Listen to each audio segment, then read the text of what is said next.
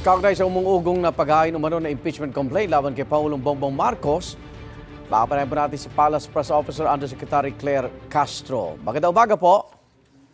Yes, good morning, Igan. Good morning sa lahat na nakikinig sa inyong programa. Betrayal public trust daw ang basihan ng kinakasa umanong impeachment complaint laban sa Pangulo.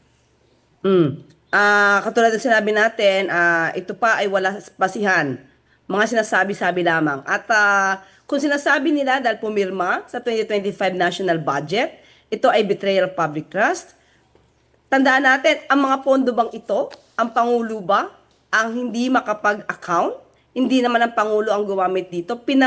Ito nga'y pinangalagaan niya. Tandaan natin, mismo bago pa pagkatapos mapirma nito, sinabi niya mukhang hindi niya nakilala ang NEP. At ito'y pinapaalagaan niya. Sinabi niya na dapat may conditional implementation.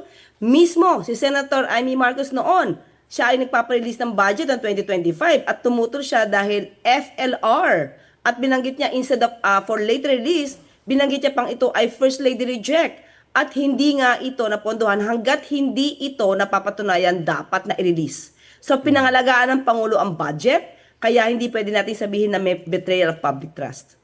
Nakausap niyo na ba ang Pangulo at may reaction ba sa pagkilos na ito? Alam naman po ng Pangulo na kung ano ang maaaring ikasa dahil kung ito ay para maiwas ang issue patungkol dito sa kanyang pinapaimbestigang flood control projects. Tandaan natin, Igan, Opo. paano ulit magkakaroon ng betrayal of public trust. Mismo ang Pangulo, as early as July, ay talagang nais ng paimbestigahan ang mga maanumalyang flood control projects dahil sa paggamit ng pondo na ito. So, hindi natin masasabing pinagkanulo ng Pangulo ang taong bayan dahil sa budget na ito. Sa tingin niyo, ito'y susulong sa Kamara? Hindi po natin masasabi. Nasa kamay na po yan ng mga kongreso, ng mga mambabatas. Tingnan na naman po natin. Tinanggi ng ilang mambabatas na ito'y pamumulitika.